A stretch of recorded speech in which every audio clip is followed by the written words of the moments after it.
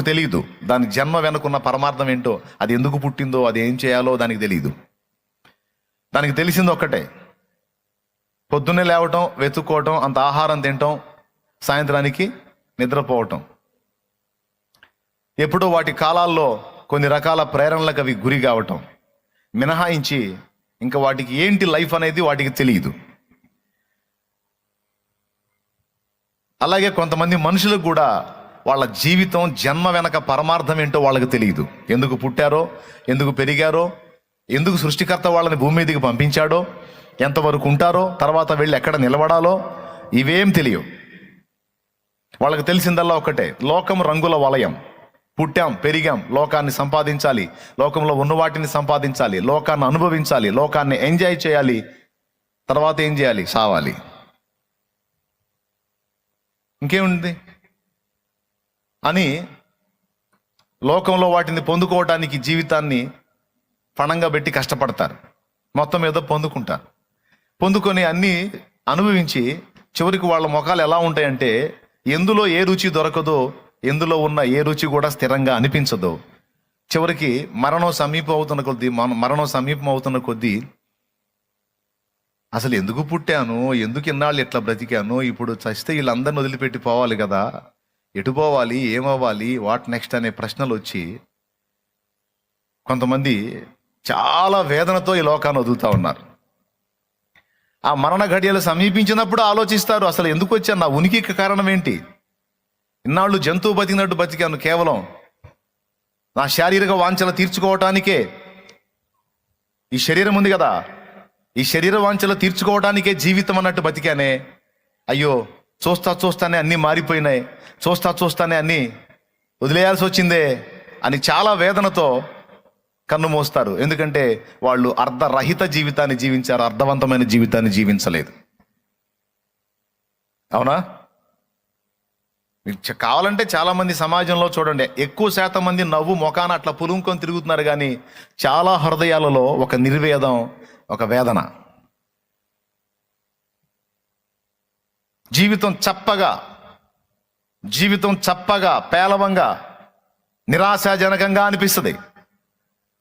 కానీ ఏం చేద్దాం, భూమి మీదకి వచ్చాం కదా, బతకాలి కదా, కానీ పొద్దున్న లేచి పొలమనిపోయి ఏదో చేసుకొని వచ్చి ఈ జరుగుతున్నటువంటి జీవిత చక్రాన్ని చూసుకొని ఏందిరా లైఫ్ అనేది ఒక రకమైనటువంటి నిరోమయంలో పడిపోయే పరిస్థితి సమాజానికి ఉంది.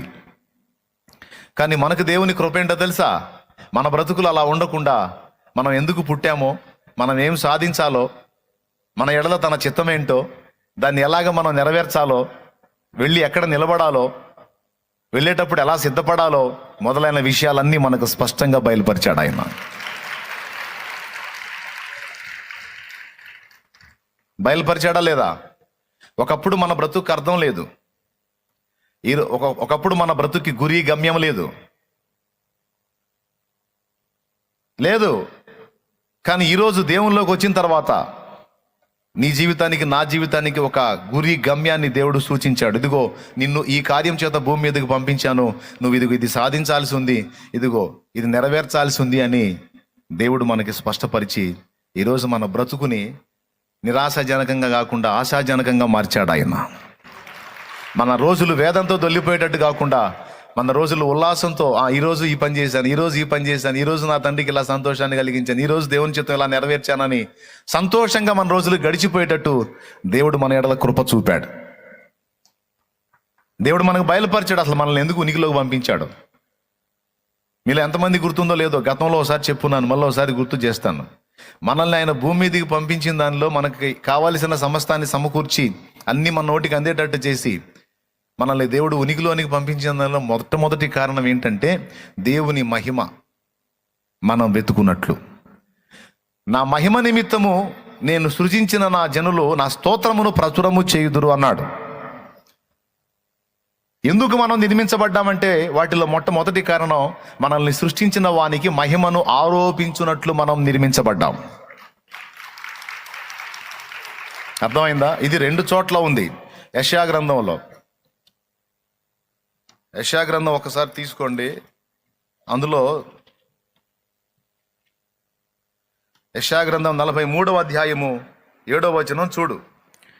నా మహిమ నిమిత్తము నేను సృజించిన వారిని అదిగో చూసావా, నా మహిమ నిమిత్తము నేను సృజించిన వారిని. సృష్టించాడంట. ఎందుకు సృష్టించాడంట? ఆయన మహిమ నిమిత్తం. వీరి ద్వారా ఆయన మహిమపరచబడాలి, ఆయన మహిమను వీరు కూడా చూడాలి. రెండు విధాలుగా ఆయన మహిమను వీరు అనుభవించాలి, ఆయన మహిమను వీరు అనుభవించాలి, వీళ్ళు ఆయనను మహిమపరచాలి. ఆ తర్వాత ఇటుపక్క పేర మీరు చూడగలిగితే 21వ వచనం మీరు చూస్తే, నా నిమిత్తము నేను నిర్మించిన జనులు నా స్తోత్రమును ప్రచురము చేయుదురు అన్నాడు. ఈ రెండు మాటలు పక్క పక్కనే ఉంటాయి. అవతల పేరాలోనేమో ఆ మాట ఉంటుంది, యువతల పేరాలో ఈ మాట ఉంటుంది. నా నిమిత్తము నేను నిర్మించిన జనులు నా స్తోత్రమును ప్రచురము చేయుదురు. అసలు నేను భూమి మీద ఉనికిలోకి రావడానికి కారణం, నన్ను దేవుడు సృష్టించిన దానికి కారణం ఇదిగో ఇది అని నువ్వు ఈ రెండు వచనాలు పక్క పక్కన పెట్టి రాసుకోవచ్చు నీ డైరీలో. ఎందుకు పుట్టావరా భూమి మీద అంటే, అందరూ ఎందుకు పుట్టారు, నేను అందుకే పుట్టాను అనే దిక్కుమాలిన సమాధానం చెప్పకూడదు. మనం లోకస్తులను అడుగు, నువ్వు వాడు అదే మాట చెప్తాడు. ఎందుకు పుట్టావరా నువ్వు అంటే, అందరూ ఎందుకు పుట్టారు, నేను అందుకే పుట్టాను అంటాడు. సో నీ డైలాగ్ అలా ఉండకూడదు. నువ్వు ఎందుకు పుట్టావరా బాబు అంటే, నన్ను సృష్టించిన వాడిని మహిమపరిచినట్లు నేను పుట్టాను, నన్ను సృష్టించిన వాడిని స్తోత్రము ప్రచురము చేయునట్లు నేను పుట్టాను. నా జన్మ వ్యర్థమైన జన్మ కాదు, అర్ధరహితమైన జన్మ కాదు, నా జన్మ అర్థవంతమైనది. నన్ను సృష్టించిన వాని మహిమను నేను ఆరోపించినట్లు ఇదిగో నేను సృష్టించబడ్డాను. ఓకే, ఎందు నిమిత్తం నిర్మించబడ్డాం?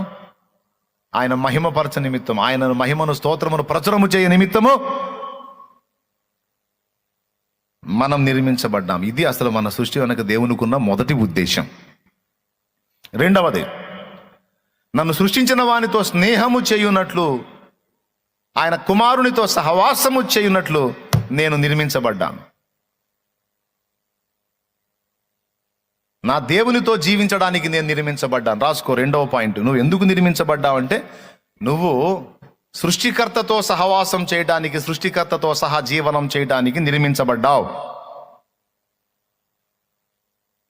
ఇప్పుడు ఒకవేళ నువ్వు ఆయనతో ముఖాముఖి కూర్చోండకపోవచ్చు, కానీ భవిష్యత్తులో తప్పకుండా నిన్ను సృష్టించిన వానితో కూడా నీతో కూడా ఆయన కాపురం ఉండేటువంటి ఘట్టము భవిష్యత్తులో ఖచ్చితంగా ప్రాక్టికల్గా మనం అనుభవించబోతున్నాం.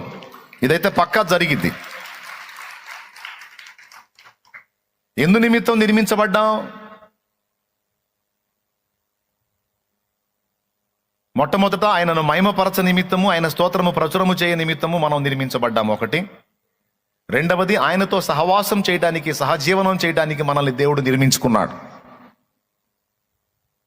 ప్రతిదినం మనతో ఆయన సహవాసం చేయాలని ఇష్టపడ్డాడు, ఆయనతో మనం నడవాలని ఇష్టపడ్డాడు. అసలు దేవుని కోరిక అది. దేవుడు ఆశించింది, నెరవేర్చాలనుకున్న కోరిక అది, మనం నెరవేర్చనిది అది.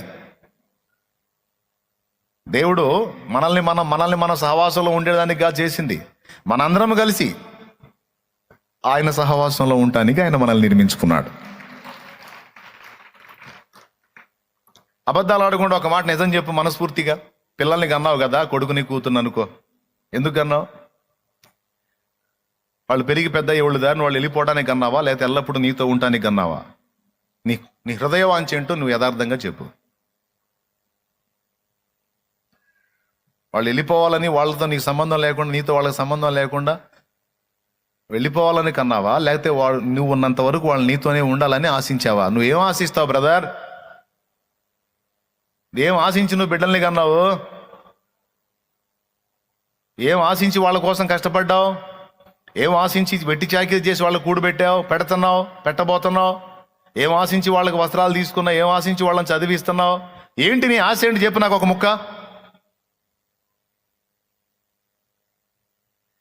హృదయంలో నువ్వేం కోరుకుంటున్నావు? వాళ్ళు ఎల్లప్పుడూ నీతో ఉండాలని కోరుకుంటున్నావు. న్యాయమైన కోరికే, తప్పని నేను అనట్లా, న్యాయమే. ఏ తల్లిదండ్రి కూడా తన బిడ్డ తన నుండి ఎడబాయాలని ఎప్పుడూ కోరుకోరు. కొన్ని ఇబ్బందులు ఎదురైనా సరే ఓర్చుకుంటారు ఆ బిడ్డ కోసం. ఆ బిడ్డ కొంచెం అభ్యంతరకరంగా వ్యవహరించినా సరే తట్టుకుంటారు, ఎందుకంటే వాడి ఎడబాటును తట్టుకోలేరు కాబట్టి. అవునా? వేరుబడ్డ కొడుకును చూసి తల్లి ఎంత ఏడుసుద్దో.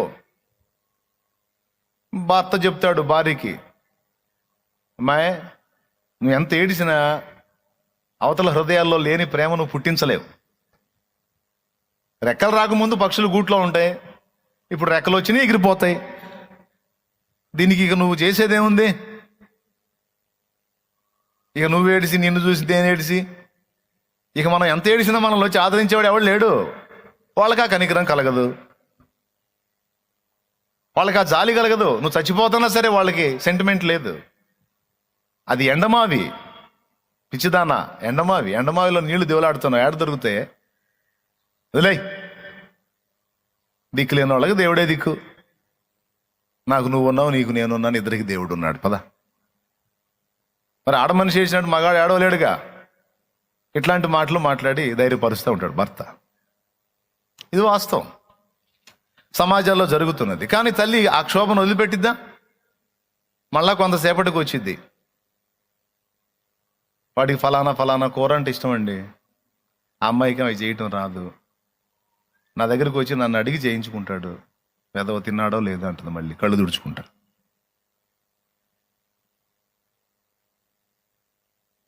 ఎందుకే నీకంత పిచ్చి అంటే కన్న కడుపు అండి, కన్న కడుపు అంటుంది. ఇంకా ఆయన ఏం మాట్లాడతాడు? సరే ఎట్లా తగలబడు. నువ్వు ఎన్ని తలంపులు తలపోసినా వాడు రాడే, వాడు రాడు. సమాజమే అట్లా, సమాజం తీరది. ఇంకా సమాజం అంతా ఒక ఎత్తు, నువ్వు ఒక ఎత్తు ఎట్లవుతుంది? 1000 ఏళ్ళైనా వేరు తప్పదు, 100 ఏళ్ళైనా సాగు తప్పదు అని పెద్దలు అన్నారు కదా. అది లేసే అంటే క్రమక్రమంగా ఆ బిడ్డ నుంచి ఆ ఎడబాటుని చిన్న చిన్నగా జీర్ణించుకోవడానికి తల్లికి దాదాపు చాలా కాలమే పట్టింది. మామూలు ఇతరులు వదిలేస్తారు కానీ తల్లి అంత తేలిగ్గా వదులుకోలేదు. తల్లి గుండె అలాంటిది, అలాంటి హృదయం.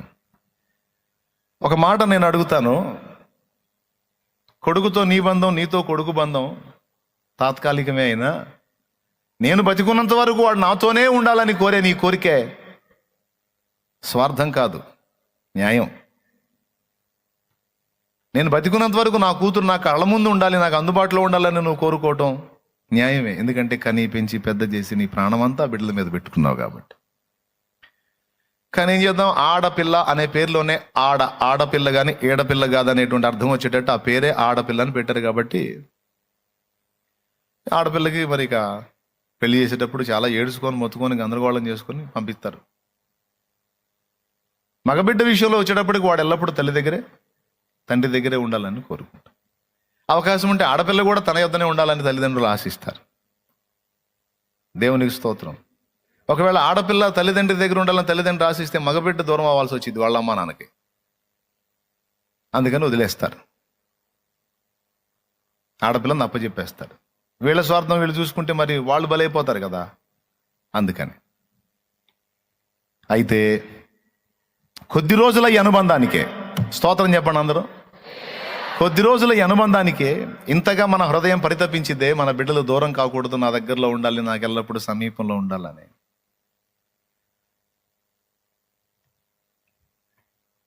పేగు తెంచిన బంధం, కన్న కడుపు, మమత అంత తీపిగా ఉంటే అసలు ఉనికిలో లేని నిన్ను ఉనికిలోనికి తీసుకొచ్చి నీకు రూపాన్ని ఇచ్చి నీకు ప్రాణం తనలో నుండి జీవవాయువును నీలోనికి ఊది నిన్ను ఉనికిలోనికి తెచ్చి నిరంతరం కంటికి రెప్పలా కాపాడుకుంటూ నీకు ఏది తక్కువ కాకుండా నీకు అన్ని విషయాలలో సపోర్ట్ చేసుకుంటూ నిన్ను ఇంతగా ఆదరించుకుంటూ నడిపించుకుంటూ వచ్చి చాలా దినాలు నీ తల్లి నిన్ను వదిలి నిద్రపోయి ఉండొచ్చు, కానీ ఒక్కరోజు కూడా నిన్ను వదిలి నిద్రపోని దేవుడు నిన్ను నిరంతరం కాయుస్తున్నాడు కదా. ఆయన ఎంత ప్రాణం పెట్టుకొని ఉంటాడో మనం ఆలోచించవచ్చు. మన మీద అమ్మే బిడ్డ మీద అంత ప్రాణం పెట్టుకుంటే ఏది కాస్త రెడీ చేసి స్కూల్కి పంపించి ఆ తర్వాత అన్ని పనులు చూసుకునే అమ్మ, స్కూల్లో వాడు ఉన్నాడో పోయాడో తెలియదు, కానీ స్కూల్లో కూడా కాచుకునే దేవుడు, రాత్రి వేళ పడకలో నిద్రపుచ్చి తన గదిలోకి వెళ్ళి పండుకునే అమ్మ, నిద్రలో ఉన్నాడో సచ్చాడో చూడదు, కానీ నువ్వు నిద్రపోతున్నా ఓ కుమారి ఓ కుమారుడా, నువ్వు నిద్రపోతున్నా ఆయన నీ దగ్గరుండి నిద్రలో కూడా నిన్ను కాపాడుకుంటానే ఉన్నాడు. ఆయన కొనకక నిద్రపోక. ఇప్పుడు ఎవరి లవ్ ఎక్కువ, ఎవరి ప్రేమ ఎక్కువ?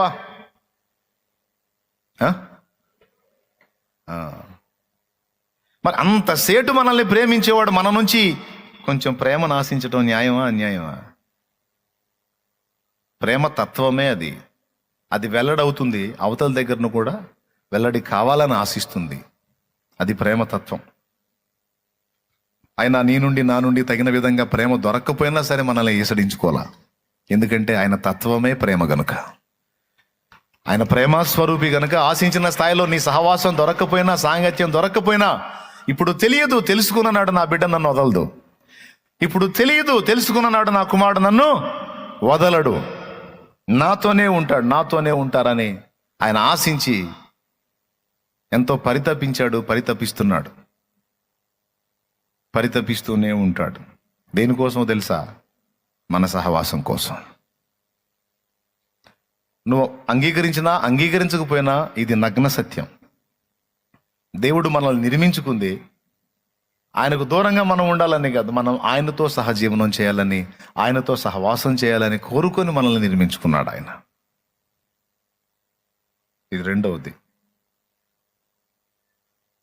మొదటిది ఆయన మహిమ నిమిత్తం, రెండవది సహవాసం నిమిత్తం, మూడవది తన ప్రేమను వ్యక్తం చేసుకోవడానికి, అవతల వారి దగ్గర అదే పొందడానికి మరి ఆయనకు మనుషులు కావాలి, వ్యక్తులు కావాలి, తన వంటి వ్యక్తులు, స్వతంత్రమైన వ్యక్తులు కావాలి. అందుకే దేవుడు మనల్ని నిర్మించుకున్నాడు. మూడవది ప్రేమ పంచున్నట్లు, ఆయన ప్రేమను మనం కూడా పొందుకున్నట్లు, మన ప్రేమను కూడా ఆయనకు పంచున్నట్లు ఆయన మనల్ని నిర్మించుకున్నాడు. ఇది మూడవ కారణం. దేవునికి స్తోత్రం కలుగును గాక. హల్లెలూయా. దేవుని పర్సనల్ విషయంలోకి వచ్చేటప్పటికి ముఖ్యమైన ఈ మూడు మనం గుర్తుపెట్టుకోవాలి. మరి ఎంతమంది దీన్ని తీవ్రంగా తీసుకుంటున్నారో, లేకపోతే ఇటు విని ఇటు వదిలేస్తున్నారో నాకైతే తెలియదు. ఎంతమంది ఇది దులిపేసుకుంటారో, లేకపోతే ఎంతమంది దీన్ని తీవ్రంగా తీసుకుంటారో నాకు తెలియదు. వాక్యం వినే వాళ్ళందరూ ఒకే టైపులో వినరు. కొంతమంది తీవ్రంగా తీసుకుంటారు విషయాన్ని, కొంతమంది టేక్ ఇట్ ఈజీ అని వదిలేస్తారు. సోది మాలోకాలు, ఆ సోది మాలోకాలను పట్టించుకోను. నేను తీవ్రంగా తీసుకునే వాళ్ళని మాత్రం పరిగణలో తీసుకుంటాను. ఇంతమందిలో కొందరైనా అలాంటి వాళ్ళు ఉంటారు అని నా ఆశ. దేవునికి స్తోత్రం కలుగును గాక. ఈ మూడు విషయాల్లో మనం ఆయనకు అందుబాటులోకి వచ్చినప్పుడు, ఇక మన ద్వారా ఈ భూమి మీద జరగాల్సినటువంటి కార్యక్రమాలు నెరవేర్చడానికి కొన్ని సంకల్పాలు మన ఎడల కలిగి ఉంటాడు. అవి కూడా మన ద్వారా నెరవేరాలని దేవుడు మనల్ని నిర్మించాడు. ఫర్ ఎగ్జాంపుల్, మోషే లైఫ్ను మనం తీసుకుంటే, ఇజ్రాయేలును బానిస శృంఖలాల్లోంచి బయటికి తీసుకొని రావడానికి మోషేని దేవుడు వాడుకున్నాడు. ఓకే, యేసుక్రీస్తు ఇజ్రాయేలుకు బయలుపరచబట్టానికి బాప్తీసమిచ్చు యోహాను జన్మని ఉనికిలోకి తెచ్చాడు దేవుడు. యోహాన్ అనేవాడు రావాలి, ప్రభువు కంటే ముందు బాప్తిస్మాలు ఇవ్వటం మొదలు పెట్టాలి, అలాగే ప్రభువుని గురించి సాక్ష్యం ఇవ్వాలి. ప్రభు ప్రత్యక్షమైనప్పుడు ఇక తన చాప్టర్ క్లోజ్ చేసుకొని మరుగైపోవాలి. అంటే యోహాను కారణ జన్ముడు, ఒక ఉద్దేశం చేత పుట్టించబడిన వాడు. అది పూర్తయినప్పుడు యోహాను అదృశ్యమయ్యాడు. ఓకే, తర్వాత ప్రభు లైన్లోకి వచ్చి ఇక ఈయన వెల్లడయ్యాడు. యోహానే చెప్పాడు, ఆయన హెచ్చవలసి ఉన్నది, నేను తగ్గవలసి ఉన్నది. ముందొచ్చి ప్రభుకి మార్గం సరళపరిచింది ఎవరు? బాప్తిస్మం ఇచ్చు యోహాన్. బాప్తిస్మం ఇచ్చు యోహాన్, అసలు నువ్వు ఎందుకు పుట్టావు? ప్రభు త్రోవలు సరళం చేయడానికి పుట్టాను, ప్రభు మార్గాలు సిద్ధపరచడానికి పుట్టాను అని చెప్తాడు. మోషే నువ్వెందుకు పుట్టావు అంటే, నా జనులను బానిస సంఖ్యలలో నుంచి బయటికి తీసుకొని రావడానికి పుట్టాను. శాంసన్ నువ్వెందుకు పుట్టావు అంటే, ఫిలిస్తీయుల చేతుల్లో నుంచి ఇశ్రాయేలును కాపాడునట్లు నేను పుట్టాను. న్యాయాధిపతులను పుట్టించాడు అని రాస్తుంది. అనేక మంది న్యాయాధిపతులను పుట్టించి వారిని కాపాడుకుంటూ వచ్చాడని రాస్తుంది. అంటే ఈ న్యాయాధిపతుల జన్మ కారణ జన్మ. ఇలాగా వాళ్ళ జన్మలే కాదు, మోషే, యోసేపు, యోహాను, న్యాయాధిపతులు వీళ్ళే కాదు, ఈ భూమి మీద ఉనికిలోకి వచ్చిన ప్రతి ఒక్కడి జన్మ వెనుక ఆయన కొన్ని ఉద్దేశాలు, కొన్ని ప్రణాళికలు, కొన్ని ఆలోచనలు ఉంటాయి. ఏ ఒక్కరిని కూడా ఆయన అనవసరంగా సృష్టించలేదు. ఆయన అనవసర పనులు చేసేవాడు కాదు. ప్రతి మనిషి మీద ఒక ఉద్దేశము, ప్రతి మనిషి జీవితం వెనక ఒక ప్రణాళిక దేవునికి ఉంది. ముందు చెప్పిన ఈ మూడు విషయాల్లో మనం దేవునికి సమీపంలోకి వచ్చినప్పుడు అంటే ఆయన మహిమను ప్రచురం చేయడానికి నిర్ణయించుకున్నప్పుడు, ఆయనతో సహవాసం చేయడానికి నిర్ణయించుకున్నప్పుడు, ఆయన ప్రేమించడం మొదలుపెట్టినప్పుడు, ముందు నువ్వు చేసే పని ఏంటంటే నువ్వు ఆయనతో సహవాసం చేయటం మొదలు పెడతావు, ఆయనతో గడపటం మొదలు పెడతావు. ఎప్పుడైతే ఆయనకు అందుబాటులోకి వచ్చావు, ఆయన దగ్గరలోకి వచ్చావు, అప్పుడు ఆయన ఇక్కడ నువ్వేం చేయాలో, అక్కడ నువ్వేం చేయాలో తన చిత్తాన్ని నీకు వెల్లడి చేస్తాడు. ప్రస్తుతానికి ఇక్కడున్నావు కనుక అక్కడేం చేయాలో ఇప్పుడు చెప్పడు. అక్కడికి వెళ్ళినాక అక్కడ పని అక్కడ అప్పచెప్తాడు.